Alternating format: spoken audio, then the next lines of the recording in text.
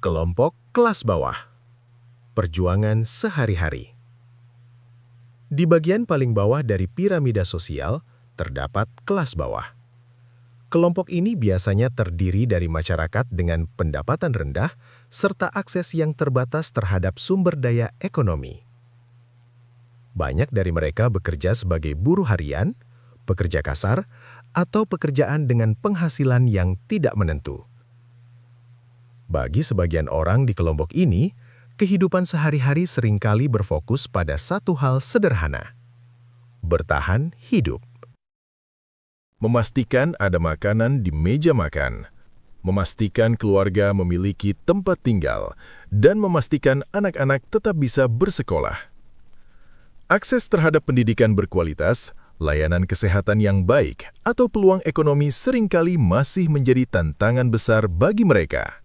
Namun, di tengah berbagai keterbatasan tersebut, terdapat satu hal yang sering menjadi kekuatan utama kelompok ini, yaitu solidaritas sosial. Kelompok kelas menengah bawah, garis batas stabilitas. Di bawah kelas menengah, terdapat kelompok yang sering disebut sebagai kelas menengah bawah. Kelompok ini berada pada posisi yang cukup rentan secara ekonomi. Mereka biasanya bekerja sebagai karyawan dengan gaji relatif rendah, pekerja sektor informal, pedagang kecil, atau pekerja jasa. Pendapatan mereka biasanya cukup untuk memenuhi kebutuhan dasar, namun kemampuan untuk menabung atau berinvestasi masih sangat terbatas. Dalam kondisi ekonomi normal, kehidupan mereka bisa berjalan stabil. Tetapi ketika terjadi krisis ekonomi, kehilangan pekerjaan, atau kenaikan harga barang, kelompok ini sering menjadi salah satu yang paling terdampak. Karena itulah, kelas ini sering dianggap berada di garis tipis antara stabilitas dan kesulitan ekonomi. Meski demikian, banyak keluarga di kelas ini memiliki semangat yang sangat kuat untuk meningkatkan taraf hidup mereka. Kelompok kelas menengah, tulang punggung ekonomi. Kelas menengah adalah bagian yang menopang seluruh struktur ekonomi. Kelompok ini terdiri dari jutaan orang yang bekerja sebagai pegawai negeri, karyawan perusahaan, guru, teknisi, staf kantor, dan berbagai profesi lainnya. Pendapatan mereka biasanya cukup untuk menjalani kehidupan yang relatif stabil.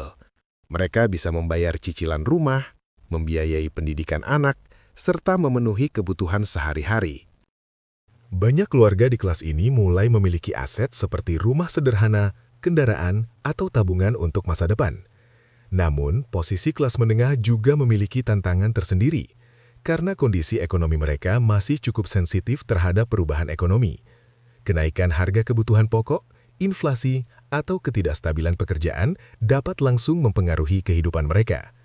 Walaupun begitu, kelas menengah sering memiliki aspirasi yang kuat untuk naik ke tingkat yang lebih tinggi. Kelompok kelas menengah atas, profesional elit. Sedikit di bawah kelas atas, terdapat kelas menengah atas. Kelompok ini biasanya terdiri dari para profesional dengan karir yang sangat sukses. Dokter spesialis, pengacara ternama, direktur perusahaan, pengusaha menengah, hingga eksekutif di berbagai industri. Pendapatan mereka tinggi dan relatif stabil.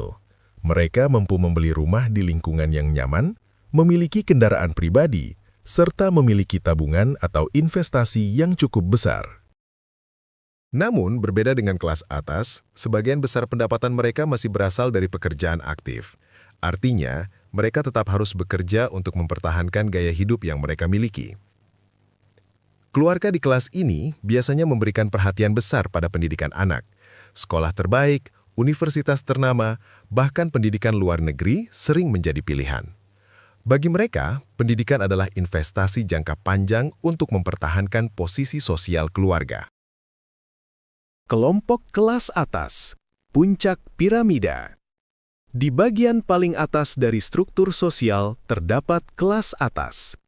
Kelompok ini merupakan bagian terkecil dari populasi, tetapi memiliki kekayaan yang sangat besar. Banyak dari mereka adalah pemilik perusahaan besar, investor, pemilik jaringan bisnis, atau keluarga yang telah memiliki kekayaan selama beberapa generasi. Pendapatan mereka tidak hanya berasal dari gaji, tetapi dari aset dan investasi, properti, saham, perusahaan, hingga sumber pendapatan pasif. Dalam kehidupan sehari-hari, mereka memiliki akses terhadap hampir semua hal terbaik yang tersedia. Pendidikan internasional, layanan kesehatan premium, hingga jaringan sosial. Namun yang membuat kelas ini berbeda bukan hanya kekayaannya, melainkan pengaruhnya. Karena dengan sumber daya yang besar, kelompok ini sering memiliki kemampuan untuk mempengaruhi dunia bisnis, ekonomi, bahkan kebijakan publik. Jumlahnya sangat sedikit, tetapi dampaknya besar bagi arah ekonomi sebuah negara.